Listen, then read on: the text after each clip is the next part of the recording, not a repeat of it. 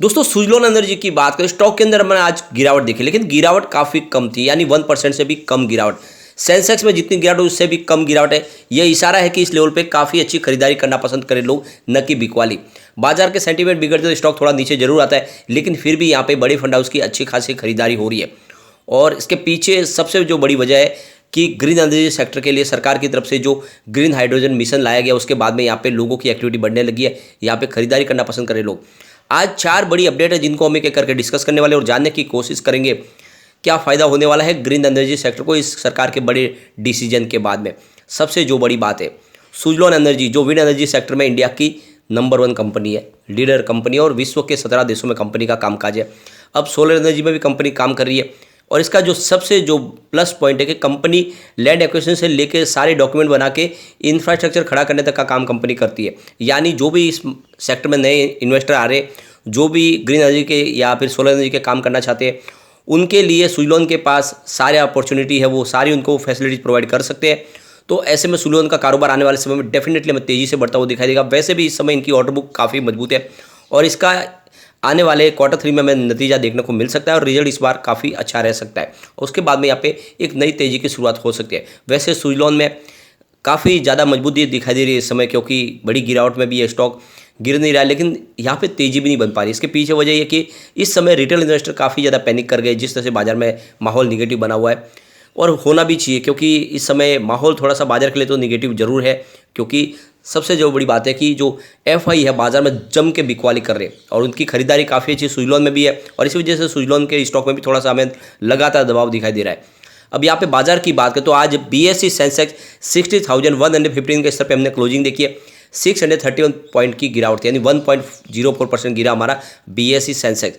लेकिन इंट्राडे में आप देखें तो 60,000 का स्तर भी टूटते हुए देखा। उसके बाद में थोड़ी सी निचले लेवल से रिकवरी भी हुई। वैसे शुरुआत पॉजिटिव हुई थी, लेकिन गिरावट काफ़ी बड़ी हुई है। कल जो तेज़ी थी 850 पॉइंट की, उसमें 650 पॉइंट की आज वापस जो गिरावट के मामले में तेज़ी थी वो खत्म होती हुई दिखाई दे रही है। सुजलोन की बात करें, स्टॉक की शुरुआत 10.25 पर हुई, यानी पॉजिटिव शुरुआत हुई, क्योंकि कल की क्लोजिंग 10.20 की थी। इंट्राडे का लो देखे तो 9.95 का था, यानी 1 डिजिट में चला गया था स्टॉक और हाई 10.25 का ही है। अंत में क्लोजिंग 10.10 पर रही, जहाँ पे 0.98% की गिरावट देखने को मिली। तो अच्छी बात यह रही कि फिर से स्टॉक की क्लोजिंग 2 डिजिट के आसपास ही रही है और जब तक 2 डिजिट में स्टॉक के ऊपर जाने की संभावना काफ़ी ज़्यादा हो जाती है। वॉल्यूम को देखें तो लगभग वैसे ही वॉल्यूम है। पिछले एक महीने पहले इसका 31 करोड़ का वॉल्यूम था, 8 करोड़ की डिलीवरी उठाई गई थी। 1 वीक पहले 16 करोड़ का वॉल्यूम होता, 4 करोड़ की डिलीवरी उठाई गई थी। कल 13 करोड़ का वॉल्यूम होता, 3 करोड़ की डिलीवरी उठाई गई थी, लेकिन आज भी 11 करोड़ का वॉल्यूम हुआ। तो वॉल्यूम काफ़ी अच्छा है। पूरे बाजार में वॉल्यूम के मामले में सुजलोन एनर्जी आज भी नंबर 4 पे था। अब बाजार में काफ़ी उठापटक हमने देखी है पिछले दिनों, लेकिन उसके बावजूद भी सुजलोन के जो शेयर की प्राइस है लगभग एक ही जगह पे स्टेबल आपको दिखाई देगी। 29 दिसंबर की बात करें तो स्टॉक की प्राइस आपको यहाँ पे देख सकते हो कि 10.15 पर दिखाई देगी और आज भी अगर आप देखें तो हमने 10.10 की क्लोज और 10.20 की हाई देखी, यानी वही प्राइस जो 29 दिसंबर के आसपास थी और लगातार आपको इसी के आसपास दिखाई देगा। बीच में जरूर आपको देखें तो तेज़ी बनती हुई दिखाई दी थी, जब 3 जनवरी को स्टॉक 10.75 तक चला गया था बाजार में अच्छी तेज़ी के बाद। उसके बाद में लगातार 5 ट्रेडिंग सेशन से आपको यहाँ पे इसकी जो क्लोजिंग नेगेटिव दिखाई देगी, लेकिन स्टॉक में कोई बड़ी गिरावट नहीं है। ये बात सबसे जो बड़ी बात है, क्योंकि क्लोजिंग लगभग वहीं के आसपास है, तो ये समझ सकते हो एक तरह से इसका बॉटम बन रहा है। जल्दी यहाँ पे एक अच्छी तेज़ी की शुरुआत हो सकती है। अब आज देख सकते हो कि एफआई की आज बहुत बड़ी बिकवाली हुई है, जिस वजह से बाजार में हमें गिरावट देखने को मिली। कल एफआई ने बाजार में काफ़ी कम बिकवाली की, जिससे लग रहा था कि वो शायद खरीदार बनेंगे, लेकिन ऐसा हुआ नहीं। आज उन्होंने फिर से भारी बिकवाली कर दी। अगर हम कल की बात करें तो कल एफआई ने बाजार में 203 करोड़ रुपीज़ की ही बिकवाली की, यानी जो उनकी खरीदारी और बिकवाली के बीच का आंकड़ा वो मात्र 203 करोड़ रुपीज़ निगेटिव था। लेकिन आज आप देख सकते हो सिनेरियो चेंज होता हुआ दिखाई देगा। आज उन्होंने बाजार में 6,287 करोड़ रुपीज़ का नया इन्वेस्टमेंट किया, लेकिन उन्होंने 8,396 करोड़ रुपीज़ की बिकवाली कर दी। इस तरह से उनकी जो बिकवाली का आंकड़ा निकल के आ रहा है वो 2,109 करोड़ रुपीज़ का है, जो काफ़ी बड़ा है। और इसी वजह से अगर देखें तो आज बाजार में हमें गिरावट देखने को मिली। एफआई ने आज बाजार का साथ नहीं दिया है। अब यहाँ पे एक बड़ी अपडेट निकल के आ रही है, जैसे कि सरकार ने अपनी तरफ से ग्रीन हाइड्रोजन मिशन लॉन्च कर दिया है और ग्रीन हाइड्रोजन बनाने के लिए सोलर एनर्जी और विंड एनर्जी के माध्यम से ऊर्जा का जो निर्माण होगा उसको ग्रीन हाइड्रोजन में तब्दील किया जाएगा पानी के माध्यम से। लेकिन अब यहाँ पे इसमें बहुत सारी अभी पेच है, जैसे कि इसके लिए बहुत सारा इन्वेस्टमेंट आना है और सरकार इसके लिए पहला स्कीम भी लाई है सोलर एनर्जी के लिए। लेकिन गवर्नमेंट से ये यहाँ पे रिक्वेस्ट की जा रही है, उनसे डिमांड की जा रही है कि इस बजट में, यानी फाइनेंशियल ईयर 2023 का जो बजट है, इसमें एमएसएमईज को भी शामिल किया जाए पीएलआई स्कीम के तहत, यानी जो छोटे मीडियम जो बिजनेस हाउसेज है उनको भी पीएलआई स्कीम का बेनिफिट दिया जाए, ताकि जो सोलर एनर्जी के जो कैपेसिटी है उसको जल्द से जल्द उसको पाया जा सके।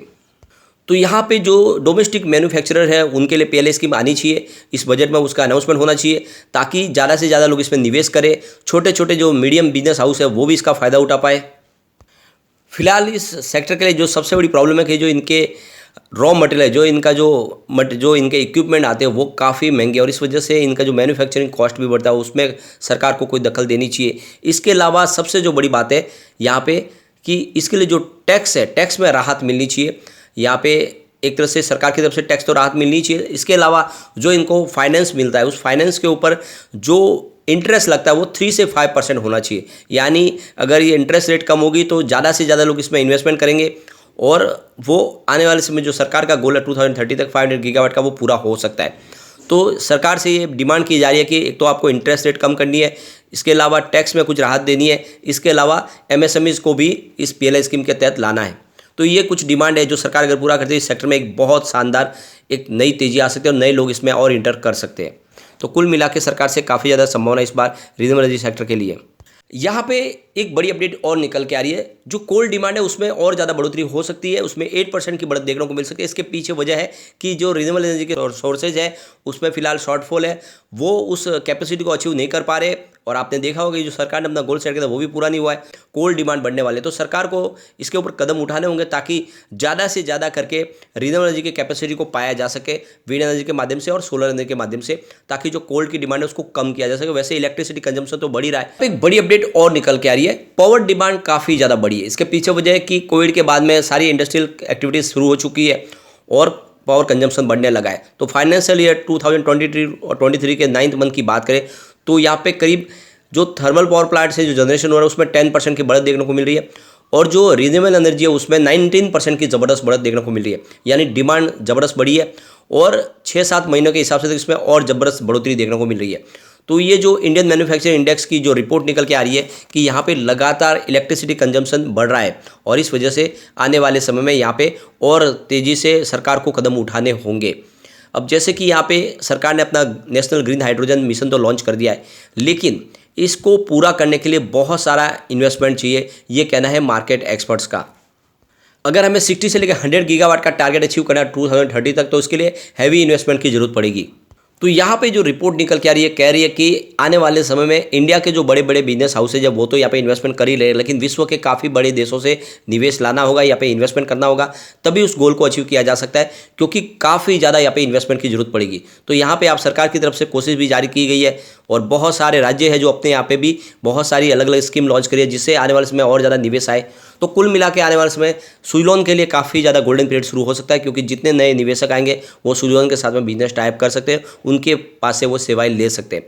अब बाजार के लिए एक अच्छी गुड न्यूज़ ये है कि हमारा जो इंडियन रुपीज़ है वो काफ़ी ज़्यादा रिकवर हो गया पिछले कई दिनों के बाद, 81.79 पर आई है प्राइस, और यहाँ पे देख सकते हो 3 जनवरी को ये 82.79 के आसपास थी, यानी आप देख सकते हो 7 दिन में ₹1 रिकवर हो चुका है। ये बहुत अच्छी और बड़ी गुड न्यूज़ है, यानी इंडियन मार्केट के ऊपर फिर से भरोसा जताने लगे।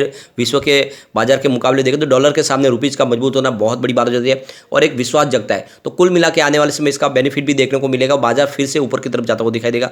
तो ऐसे में आपको सुजलॉन में निवेश इस समय करने का ये काफ़ी मौका अच्छा है। आप कम से कम 2 से 3 साल का नजरिया लेकर इस समय इन्वेस्टमेंट करें, ये 3 डिजिट में स्टॉक आराम से जा सकता है 3 साल में।